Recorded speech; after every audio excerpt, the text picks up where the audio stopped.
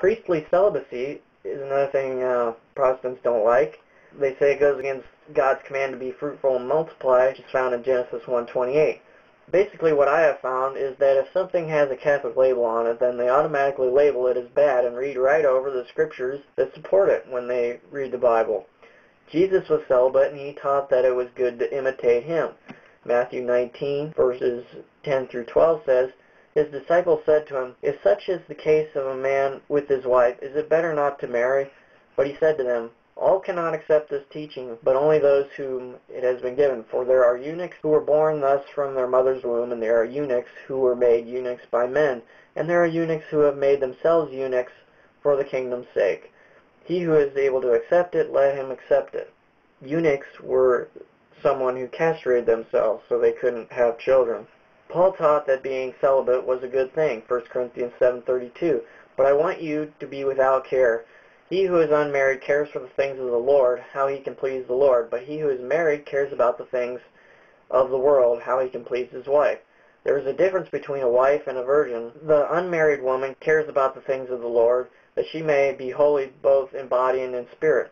But she who is married cares about the things of the world, how she can please her husband.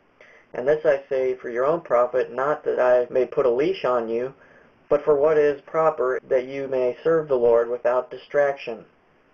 Protestants make quote 1 Timothy 4:1-3 that says, "Now the Spirit expressly says that in later times some will depart from the faith by giving heed to deceitful spirits and doctrines of demons, through the pretensions of liars whose consciences are seared, who forbid marriage and enjoin abstinence from foods which God created, to be received with thanksgiving by those who believe and know the truth." This verse is brought up because it says people who forbid marriage, and they say Catholics forbid marriage.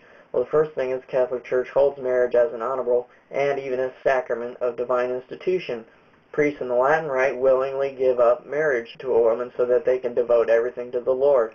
The main thing is the context of this verse. Who was Paul talking about? It wasn't the Catholic Church, because he was the first leaders of the Catholic Church.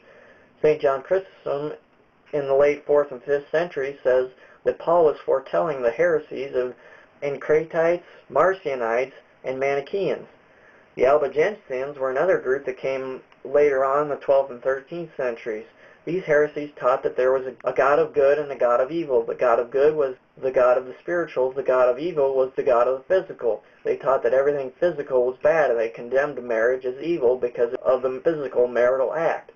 This is what Paul is talking about, not the Catholic Church.